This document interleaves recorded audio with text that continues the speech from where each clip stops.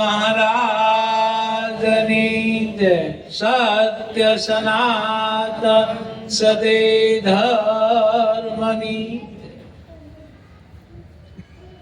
તો પ્રથમ નમો ગુરુદેવને કે જેણે આપ્યું નિજ જ્ઞાન. જ્ઞાને ગોવિંદ ઓળખ્યા ટળી ગયું દે તણું અભિમાન. તો તત્વસાર ત્રિલોકમાં અને ગુરુ ગોવિંદ એક રૂપ. આદ અંત મધ્ય એક છે હરિ ગુરુ સંત સ્વરૂપ. તો નામ લિયા એની સબ કુશ લિયા અને સબ શાસ્ત્ર કા ભેદ. બિના નામ નર નર કે ગયા પઢ પઢ સાર વેદ. તો વેદ થકે બ્રહ્મા થકે અને થકે શેષ મહેશ. ગીતાજીમાં ગુરુ ગમ નહીં વહાં સદગુરુ કા ઉપદેશ. સદગુરુ મહારાજની.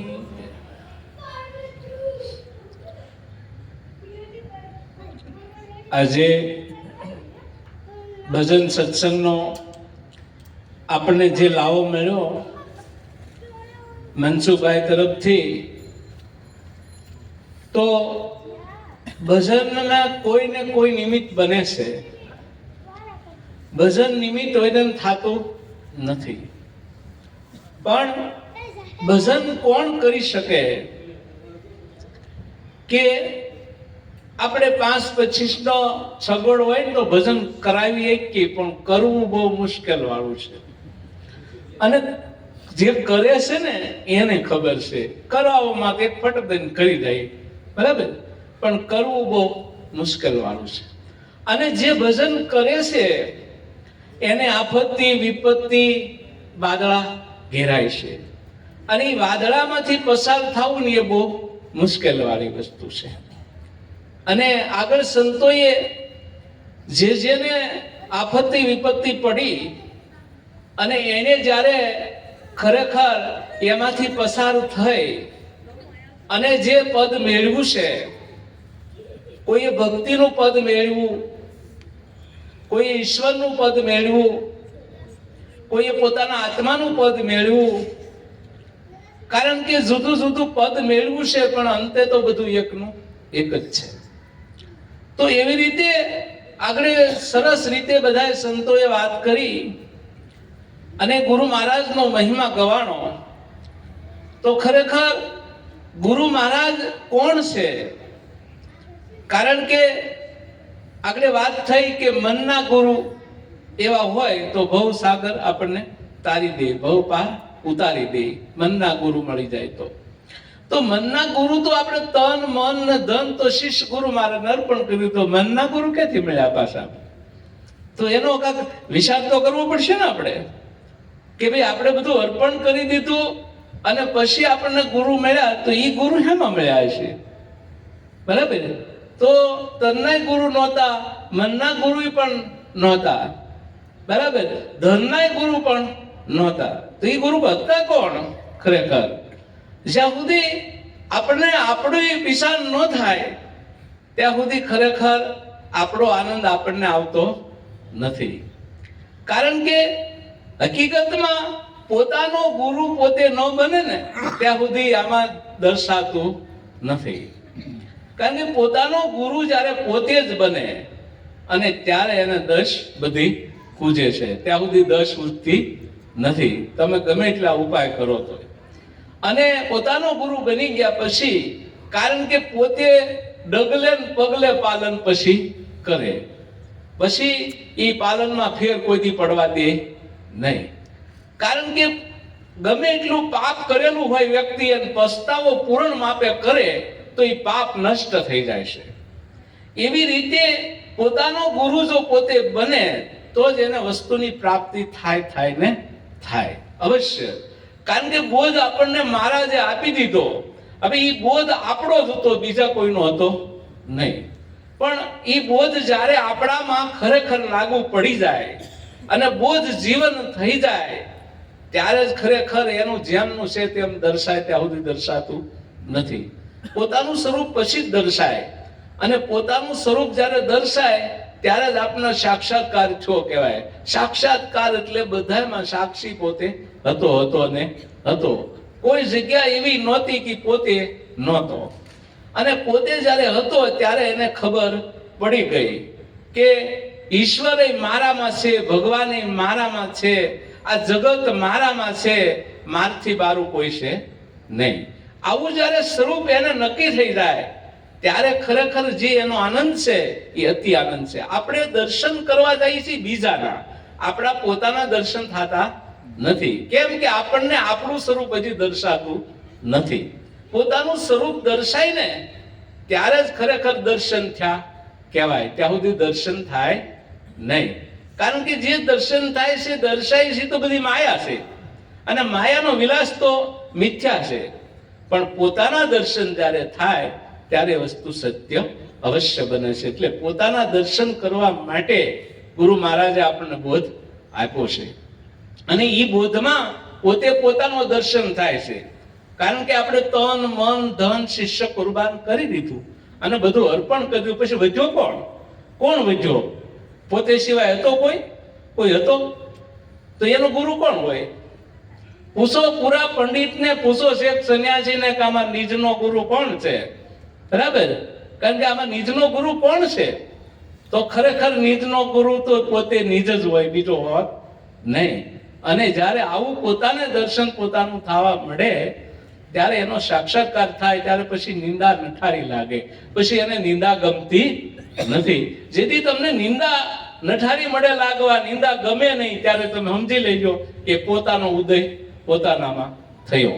આપણે હજી બીજાની નિંદામાં ધ્યાન દેતા હોય ને ત્યાં સુધી આપણા સ્વરૂપને આપણે ઓળખાણ થઈ નથી. નિંદા નઠારી મળે લાગવા ત્યારે સમજી લેવાનું કે આપણો ઉદય હવે થયો અને પોતાનો સાક્ષાત્કાર મળ્યો બધે થવા.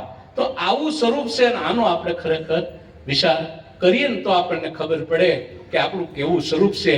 એટલે આ સંતોએ જે બતાવ્યું છે એ વસ્તુ સાચી છે, પણ બહુ વિચાર કરીને હાલવા જેવું છે.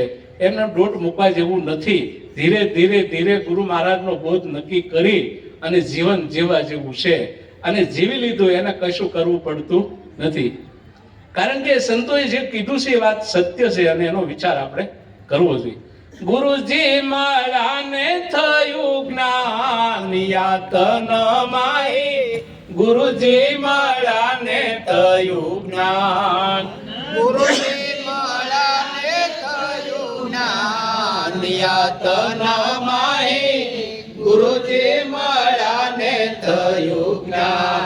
વાદળ ઓથે ચંદ્ર સુપાયો જે, માયાની ઓથે ભગવાન. વાદળ ઓથે ચંદ્ર સુપાયો જે, માયાની ઓથે ભગવાન. માન ભૂલેલા બહુ ભવ ભટકે, માન ભૂલેલા બહુ ભવ ભટકે, જ્ઞાનીને નહીં અભિમાન યાતન માહી, ગુરુજી મારાને થયું જ્ઞાન.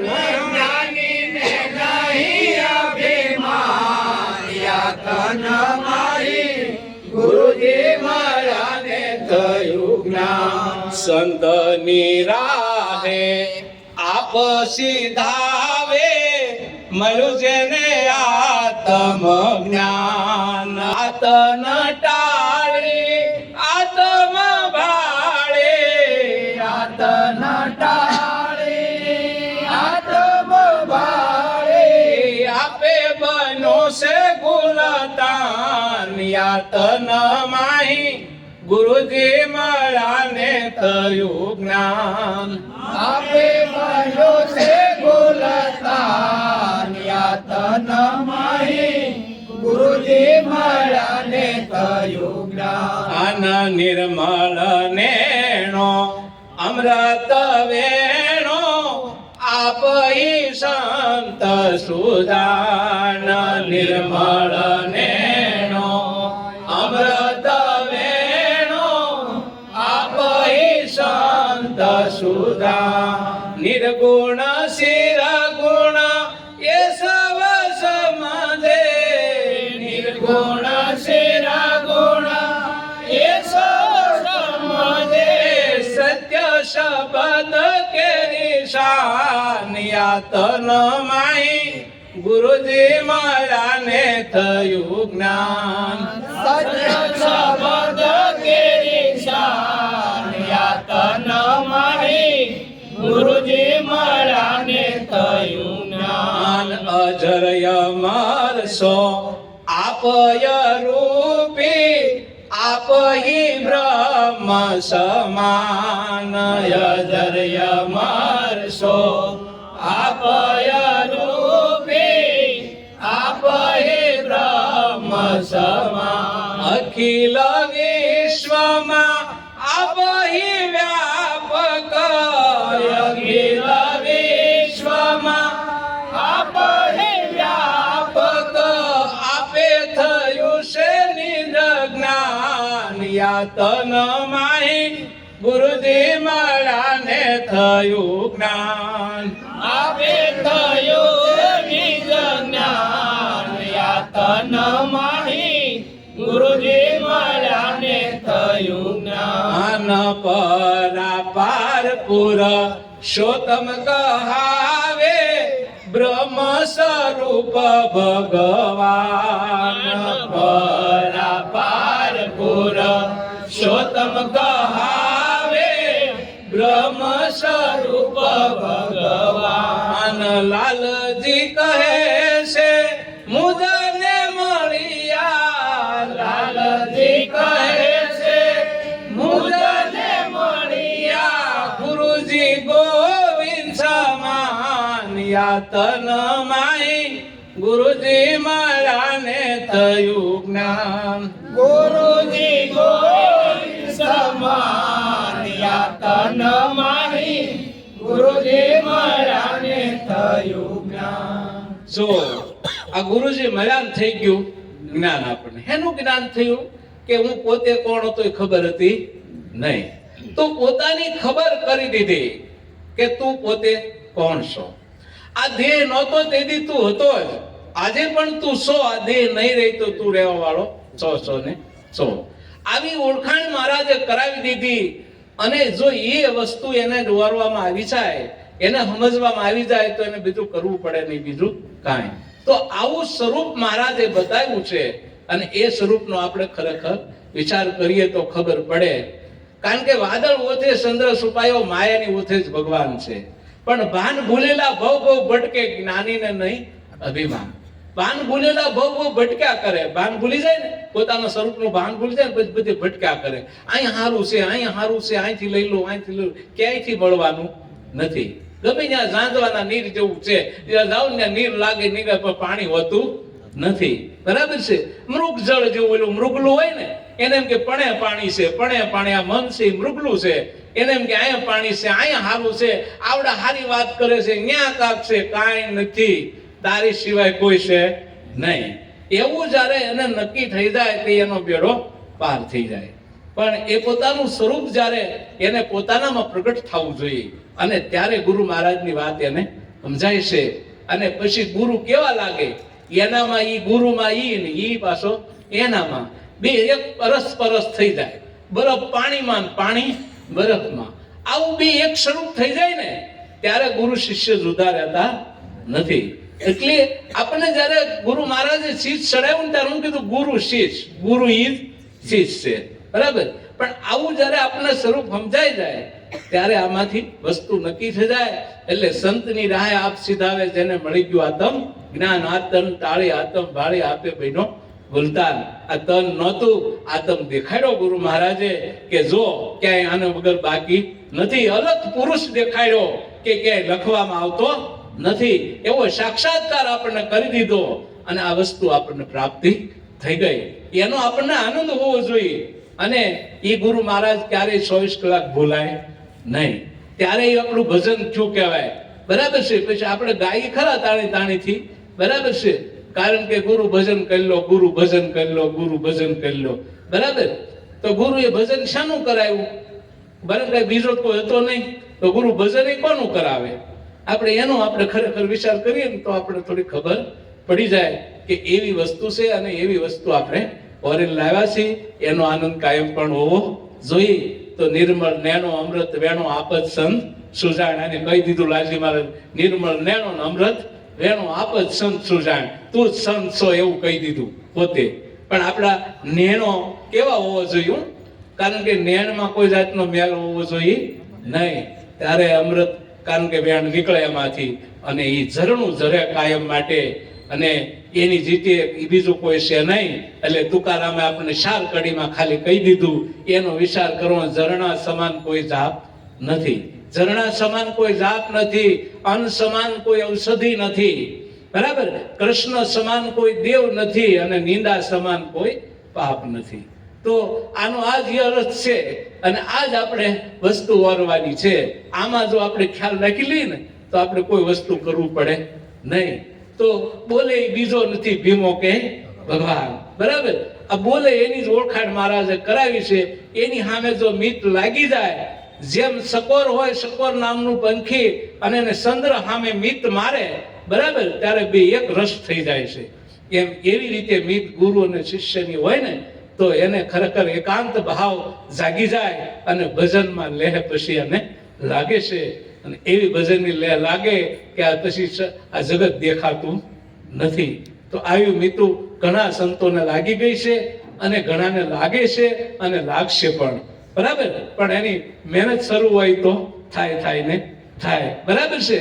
એટલે આ વસ્તુ વિચાર કરવા જેવું છે, અને આ વિચારમાં ખરેખર પડવા જેવું છે. અને એક એક વિચાર કરીએ ને ગુરુ મહારાજનો, આપણને બીજો વિચાર કોઈ દી આવે નહીં. એક વિચારમાં સમજી જવા જેવું છે, અને જે સમજી ગયા એને બેડો પાર થઈ ગયા. અને કહી દીધું, અજર અમર આપ અવિનાશી, બરાબર? અજર અમર ને અવિનાશી આપ જ છો, બીજો કોઈ છે? આપ જ બ્રહ્મ સમાન, તું બ્રહ્મ પોતે જ છો, આવું કહી દીધું. અખિલ વિશ્વમાં આપ જ વ્યાપક, આપે જ થયું નિજ જ્ઞાન. નિજનું જ્ઞાન તારું તને થયું છે, બીજું કોઈ જ્ઞાન લાવ્યા નહોતા ગુરુ મહારાજ. આ જ્ઞાન પોતાનું છે, એનો વિચાર કરવાનો છે. પરાપાર પુરુષોત્તમ કહાવે, બ્રહ્મ સ્વરૂપ જ તું ભગવાન છે. લાલજી કહે, મુજને મળી ગયા ગુરુજી ગોવિંદ સમાન, ગોવિંદ સમાન મળી ગયા. પછી આપણે કે ભગવાન આમ મળશે, ઓલો આમ મળશે, તો ઓલો મળ્યો તે કોણ હતો? એ આપણને દસ સૂજી નહીં. એટલે આ માથાકૂટ રોજની ઊભી થાય. જો એ 10 સીધી પૂજી જાય, આ માથાકૂટ કોઈ રહેતી નથી. તો આવું ગુરુ મહારાજનું પદ છે, આપણે સમજીને આનંદ કરવાનો છે. બધાને કાયમ ગુરુ મહારાજ શક્તિ કળામાં રાખે અને આનંદ કરાવે, પોતાના સ્વરૂપને પામી જાય, એવો ગુરુ મહારાજને પ્રાર્થના કરીએ. સદગુરુ મહારાજની